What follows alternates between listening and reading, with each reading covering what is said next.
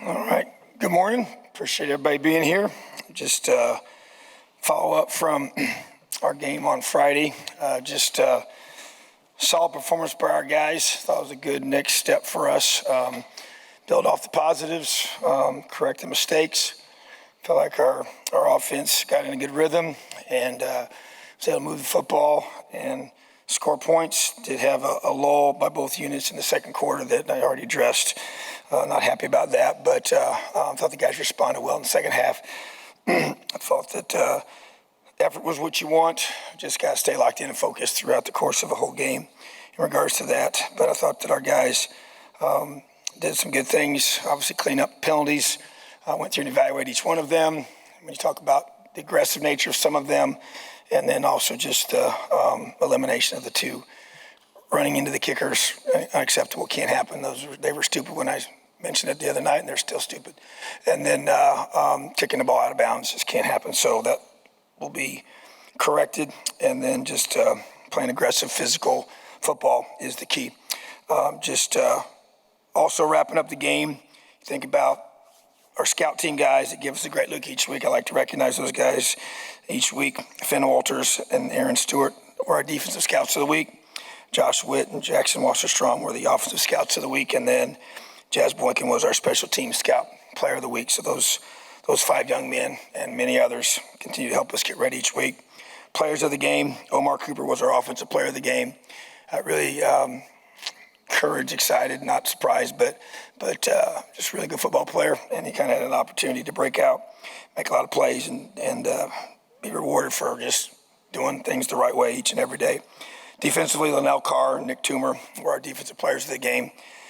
Linnell continues to make explosive plays and be a dynamic run stopper and pass rusher.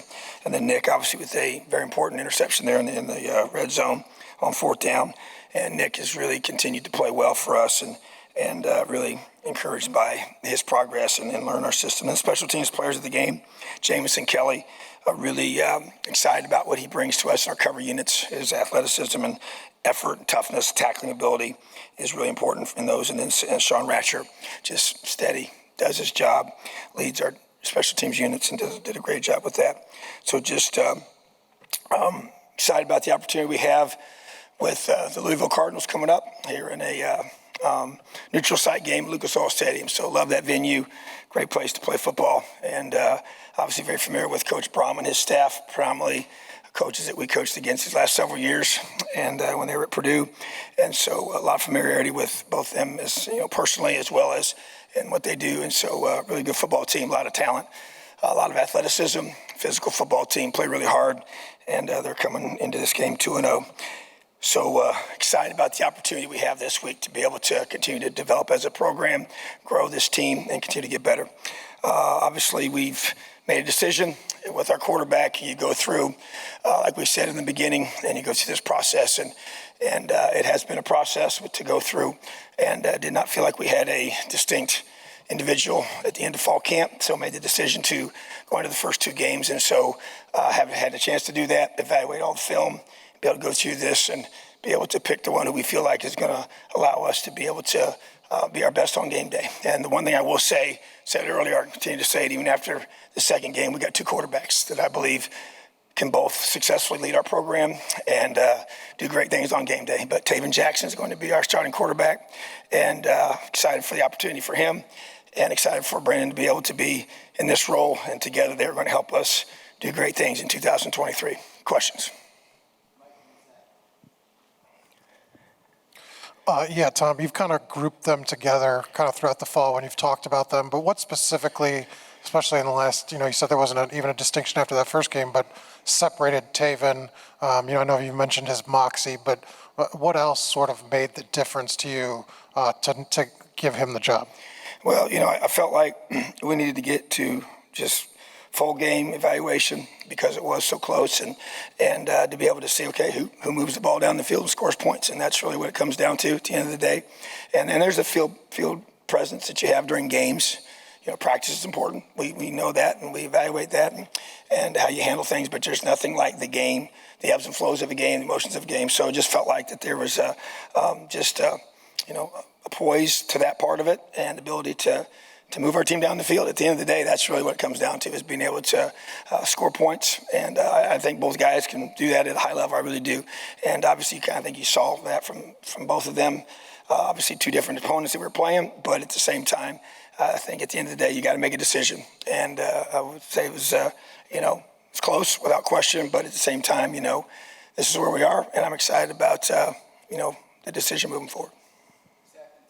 I guess I remember you talking about Peyton and Mike Penix both this way at different times, but were there things that you saw from Taven, just maybe the game brought out of him, I guess, the game atmosphere as opposed to practice, as opposed to scrimmages, things that maybe you saw him elevate or just change a little bit when it was live game action? Yeah, actually, I think he plays better than he practices, in regards to just pure, even some executional things.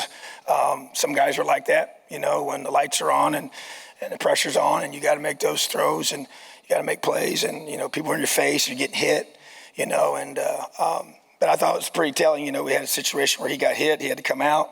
Brandon comes in, throws a strike. Throws a great pass and off the bench, and so just that ability to be on. Then we brought Tatum right back in, and so he got the wind knocked out of him. But at the same time, I think just being able to be in there, and like I said, we saw both guys need it. They both are young, they both need to play, and they both got those opportunities. So, but I think Taven to me was to be able to have that, the game day poise and execution was critical, and got to do it on game day, and that's really where that was the final piece of the evaluation for me, and since they had not had that experience in the past. And so that was where it was a little bit different from in previous competitions that we've had. You had really two different guys, both of those times that had played more or less than the other guy, whereas you had now where you had both of them that did not have game experience at all. So that's where I feel like Taven was able to separate himself there. Tom, at any point, did that become a clear decision for you? Did that occur over the weekend sometime after something you saw on film? When did that kind of crystallize in your mind? Yeah, I would say on Saturday, after you had a chance to go back, I always want to make sure, I wasn't going to make a decision when we walked off the field. And, I wanted to be able to see the film, see everything, take a deep breath, evaluate it, and just, make sure we were all on the same page, which we are. And so, but yeah, I would say Saturday was the day you make that decision. And then met with both players yesterday and told them together, face to face, in the same time, and because we've been this way from the beginning with these two. So we've told them when we first made the decision about playing each one of them, did it together, and made this decision with them and talked them through it together. So excited about the way they're handling it, because I know they both want to be the guy, and I get that. You're competitive. You want to be in this position, but David knows he's got to perform, and Brendan knows he's got to be ready. And that's the reality of competition and performing at an elite level. So, but Saturday was the day the decision was made, and then we communicated that with it yesterday. Hey, Coach, I want to ask about Marcus Burris. He's a guy he's a transfer, but he's still a young player. Didn't play a lot before he got here. Got his first sack on Saturday. Looks more like a 3-tech, but I know you guys are using him at some end. Just talk about his development since he's got here and how high of a ceiling you think he has going forward. I think Marcus Burris is a very special person and is going to be an elite football player. And you mentioned it already. He can play two different positions. He can be a big end or a athletic 3 technique. And we're going to play him at both without question. And I think his upside is really, really high. I think he's got a great future and can play this game for a long time if he stays healthy. So I love his mindset, love how he works, love how he practices. He's just a big guy that cares a lot and gives great effort. So I think his ceiling is really high, and I expect him to keep being developed. I know Coach Randolph does a phenomenal job with that group, and then Coach Wilt does a really tremendous job as the co-DC that's really over the front seven. And between the two of those guys, he's getting excellent coaching and preparation, and I think Marcus is going to be really special.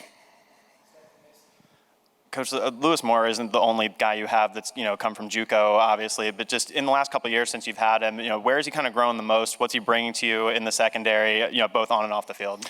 Yeah, he's a guy that I was asked after spring about somebody that I expected to, take a big jump or really be, a player for us that maybe nobody knows as much about it. He was the first guy that I thought of, and his interesting background. You know, he's from Mesquite Poteet High School, which was a school I recruited in Texas for many years before I even got here, and know the coaching staff well there, and a lot of respect for the kind of players they produce. Tough kids, well coached, just know how to work year round. He was a dual guy. He played both sides of the ball. Really was predominantly receiver, and then played a little bit of defense, and then went to JUCO. Was a guy on a team that was really, really good. They had about 10 or 11 Division I guys on that team. He kind of got a little bit lost, you know, even according to his coach, you know, in that recruiting process. And so went to junior college and actually did the exact same thing where he played receiver predominantly, and went on game day would flip over to play defense, which is that's really hard to do now when you don't get much fundamental work. So I just thought I loved his mindset. We got to know him through the recruiting process. Loved his family, thought he was a great fit with us, loved his athleticism, his ball skills, and just felt like he had a lot of growth because he had very little defensive training in his background, but has really good moxie, understands the game, just need to get a little bit bigger and stronger. Had him here for a year. I think that free safety position is perfect for him because of his range. He can really run, and he's a good tackler. And that's something you don't always have when you guys predominantly been an offensive player most of his career. The tackling part is usually something they have to really grow with, but he was a very natural tackler. And we noticed that right away when we got here. So I was high on him after spring. I'm still high on him, and he continued to grow throughout fall camp. Yeah, he's playing really well right now. He's all over the field. He and Six, to me, those guys are everywhere. And just got to keep getting better. They're still young and what they're doing and learning. But I think, you know, with what we do schematically, I think those are really two really good safeties that I think are just going to keep getting better and better. You've put a lot of trust, Coach, into Matt Guerreri with your defense. We've talked a lot about it this offseason, and now with a couple weeks under his belt, how would you grade how he's doing as a play caller and handling the defense? And I guess as a whole, what are your impressions of him so far? Yeah, I think I do trust him, and I think that's probably the best way to start. That trust is earned. You know, I trust him as a person first, which is why I hired him. He's a high character guy that is a hard worker, is going to do things that represent us, you know, in a first-class way on and off the field. That means a lot to me. Talking ball with him all these years and just everything, I knew he was a good fit with us in that regard. And honestly, when I had like 2 or 3 things I was looking to add to our defense when I was going through the interview process, and he was able to bring some of those with him as we talked at that point, and then now to bring them into what we're doing schematically. So that I wanted to bring someone in to learn our stuff, and then add to it, and able to allow us to really take this, you know, where I knew we needed to take it to. So I just feel like he's very, very thorough, extremely bright, humble guy that listens to his assistants, and I sit in most of the meetings, and between that and offense, going back and forth. But I feel like I can walk out of there, and he'll update me on what's been, you know, either added or adjusted or whatever, and feel really good about it. And I can bring things to him, and he always does a great job of articulating exactly why we're trying to do some things a certain way. So, but no, it's been a really good fit so far. I think he's great on game day. He's a great communicator. They do a good job of, you know, he's up in the press box and with several of our coaches, but making adjustments. I think they did a good job of identifying things, you know, even during that long drive, we were able to make some adjustments and things we got to be able to do to get off the field. They were doing some good things schematically on a couple of things against us. And so just got to keep building it, you know, getting the guys to play hard, you know, getting guys to buy in. I think our back end as a whole group, corners included, are playing better as a group. And I think I give him credit for that. And so that's got to continue. And Coach Shelby's done a great job, but he's a really good, you know, teacher, and he's really good, you know, has that ability to capture the whole room and make guys feel part of it as a staff, which is critical in that role. So I think that, you know, have high expectations for our defense, and it all starts up front. And but I think he's doing a good job of taking the skill sets of the guys that we've added to our team and trying to highlight those, and that's what we're going to continue to do. And, you know, obviously got a big test coming up this week. So feel good about where we are, but we got a lot of work to do. And he knows that, and so we got to just keep elevating our defense each week. Yeah, I guess having coached against Jeff Brom before, how much do you refer back to some of his past Purdue teams versus, I guess, just watching the first 2 weeks of Louisville? And I guess what similarities, if any, do you see maybe schematically or just with the identity that they play with? Well, first of all, he's he's excellent play caller. Gone against him for many years, and he's one of the best. So in the whole country. So. And a good play caller is usually just, they have a great feel, and it's timing of when to call things. And so, he has this system, and they're not, gone away from that, but obviously adapts it to the personnel each year. And so it's always a little different based off of that. And they got a really, really talented receiver core. They got two really good running backs and a really good quarterback that knows the system. He obviously recruited him to Purdue, and, Plummer's a very big, athletic quarterback with a big arm, and they love to stretch the field, vertically, and they'll also stretch it horizontally. And so, and they're running the football a lot better, when these first two games than maybe they have in the past places he's been.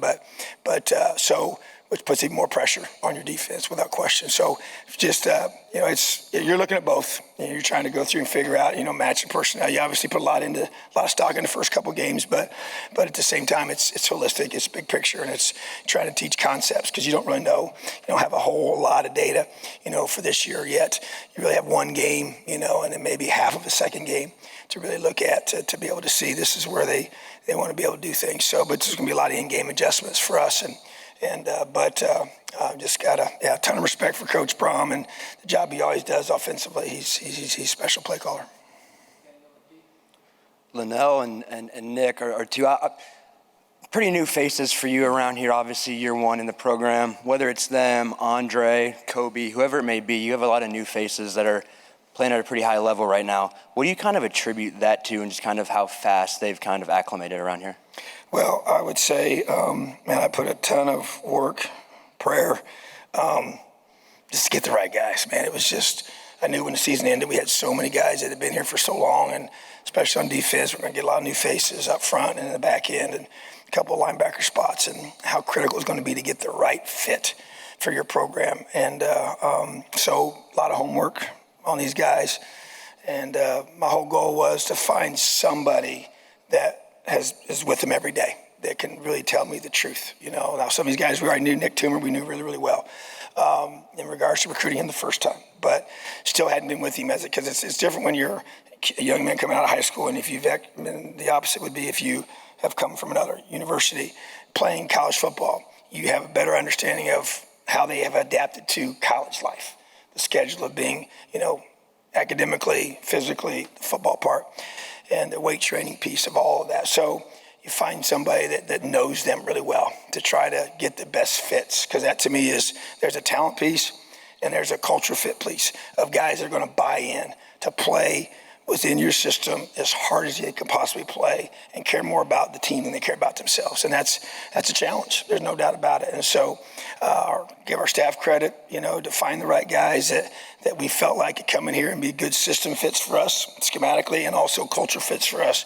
and to be able to do the little things right on and off the field. So like our guys, I've said it for a while. I love our team. I think that it kind of got some early signs that this group could come together, and was showing signs of that, even though you allow all these new faces you just mentioned.